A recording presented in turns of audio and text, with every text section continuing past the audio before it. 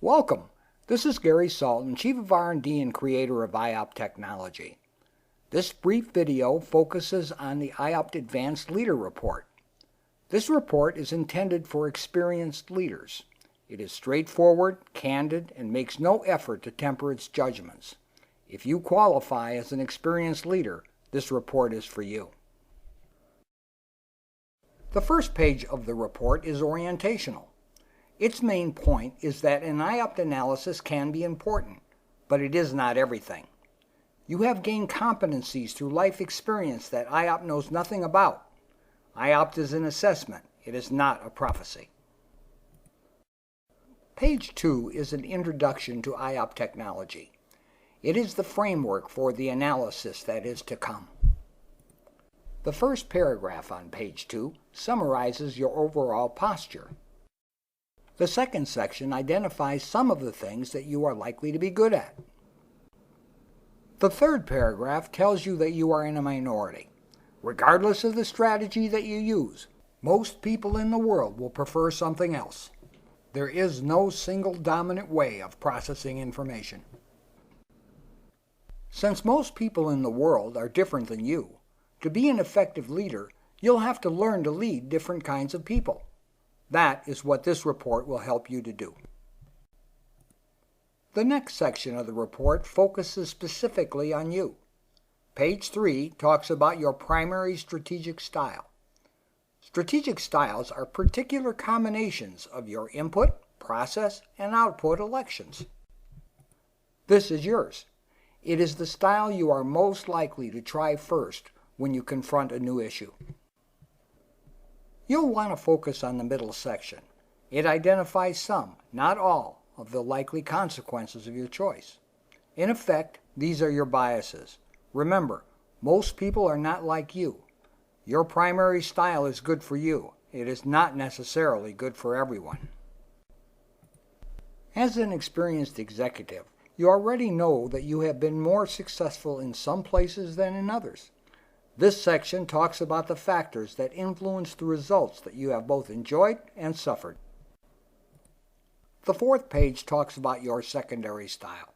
If your primary style is inappropriate, or if it does not work, this is your next most likely choice. The second paragraph on this page gives you an estimate of how often you are likely to revert to your secondary style. The greater the percentage quoted, the more likely you are to alternate between your primary and secondary styles. Your secondary style carries preferences or biases of its own. These are different than those of your primary style. The people you lead must try to figure out which of your biases, primary or secondary, apply in a particular case. The easier you can make it for them, the more likely you are to get what you want. Your primary and secondary styles combine to create a unifying idea or consistency in your behavior. The fifth page of the report describes the themes that these behaviors are likely to establish. You have no choice on whether to establish a theme. They are the natural outcomes of your information processing elections. However, if you know about them, you can control them. Now you know about them. Themes are created by strategic patterns. These are shown on page 6. Patterns are merely combinations of your strategic styles. You have at least some capacity in all patterns. The graph in the center of page 6 tells you how much you are likely to use each of your patterns. The greater the percentage, the more likely people are to see its predispositions in your behavior. The next page, page 7, traces out some of the effects of your particular pattern distribution. Pay attention to this page. This is where the report begins to talk about applying your IOP knowledge to the management of other people. Themes are not the only thing created by your strategic style preferences. They also create both your strengths and vulnerabilities. For example, if you are inclined toward an analytical HA style, it is unlikely that you will be seen as being quick out of the box. Analysis takes time. Maximize analysis, minimize speed. The same kind of trade-off happens with every style and every pattern. Strengths and vulnerabilities are built into us all. Page 8 outlines some, but not all, of your likely vulnerabilities. Vulnerabilities are not personal deficiencies. They are the natural consequence of your strategic choices. They are to be managed, not corrected. You can do this in lots of ways. You can avoid situations where your vulnerabilities might come into play. Or you can delegate to someone and then give them room to do the job. Or you may be able to form an alliance with someone. Or you may be able to restrain or redirect yourself long enough for a situation to pass. Vulnerabilities are only exposures. You merely have to know that they are there and then act to offset them. Now you know about them. The rest is up to you. Page 9 outlines some, but not all, of your strengths. The prescription is the same as it is for your vulnerabilities, just in reverse. Manage them. You are likely to prosper if you can maximize the situations where these qualities are important. Now you know about them. Again, the rest is up to you.